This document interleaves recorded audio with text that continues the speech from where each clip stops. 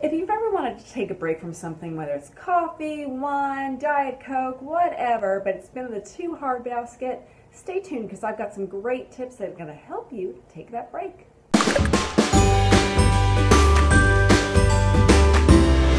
Hello, welcome to the Change Guru. This is a place where we get our change on, and today I want to help you wrap your head around the idea of taking a break from some of the things that we say we love in life.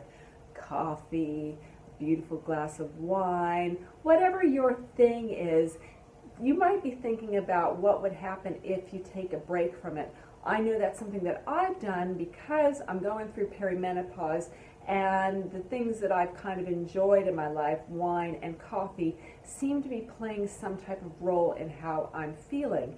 Now, I know a lot of people, they don't want to give up their coffee. They don't want to give up their glass of wine, and they might still be feeling crappy.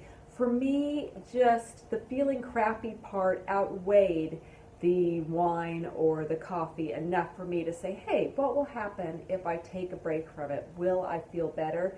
These two particular things, coffee and wine, are actually always listed on foods to avoid when you're going through perimenopause and menopause.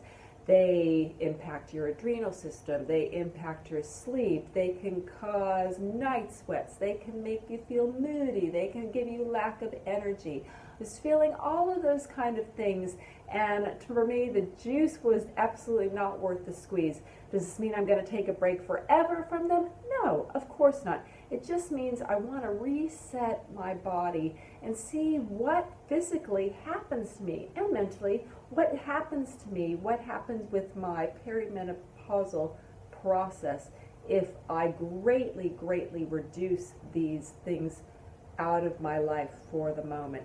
So I want to share with you 3 things that I'm doing right now that have actually made this break relatively easy. If you want to take a break from anything, you really have to do the old coaching technique of identifying your big why. You have to make the reasons for doing it so strong that when a time of temptation comes, you can say, oh yeah, I remember my big why, and no, it's not worth it. So for me, my big why is optimal health. I don't want to be a slave to something that's dragging me down that I can absolutely control.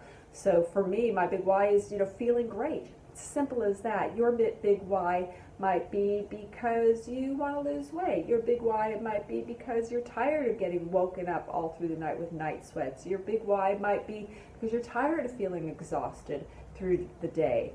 So just identify, be very clear on what is your big reason for doing this thing. That will really help to have in your back pocket, so if a little bit of temptation comes, you can at least remember your big why.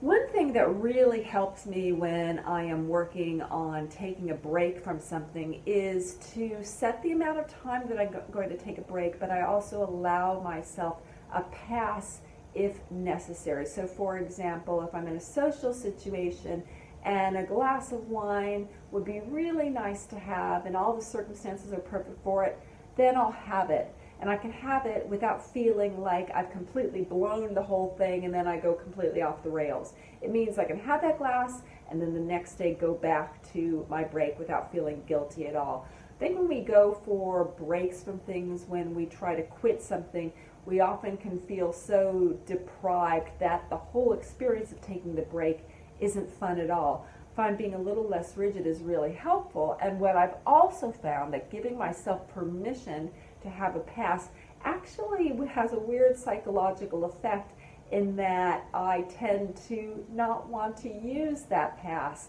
I know I can use it and I feel like I've got a choice, and having that choice kind of helps me remember then to go back and look at my why and how good I'm feeling and all of that kind of stuff, and more often than not I won't take that pass. So giving yourself a little bit of grace, a little bit of less rigidity in your taking a break can often really make that break pleasant. I also find it's really helpful to identify what time this kind of thing that you want to take a break from really rears its head. I know for me, I love having a cup of coffee, usually around 10 o'clock. It's my perfect coffee time. So what I do is I just throw a little bit of a pattern interrupt, just something to shake up that time for me. So maybe instead of 10 o'clock having my coffee, 10 o'clock becomes my new going for a walk time. Or 10 o'clock becomes my new, that's the time I have to drink my hot water and lemon. Or just do something, shake up my schedule a little bit different. So just doing little things to just kind of break that cycle, break that habit that you always use. You have to be a little bit creative, but just knowing the times rather than just randomly going, oh my God, it's 10 o'clock, I'm missing this thing. Just knowing that 10 o'clock might be the problem for you for coffee or a certain other time for a glass of wine or whatever your thing is. Knowing that and being able to prepare for it is super helpful. So those are my tips. Breaks don't have to be forever, but they're really helpful in identifying how your body reacts to things. And if it comes between, just changing your diet just a little bit to feel really great, I know what choice I'd make. All right, I hope that helps you. If you like my videos, I would love you to come over to thechangeguru.net and subscribe to my newsletter. It comes out every 1 to 2 weeks full of great tips and ideas for really loving this time after 40. Thanks so much for watching, and I look forward to talking with you next time. Bye for now.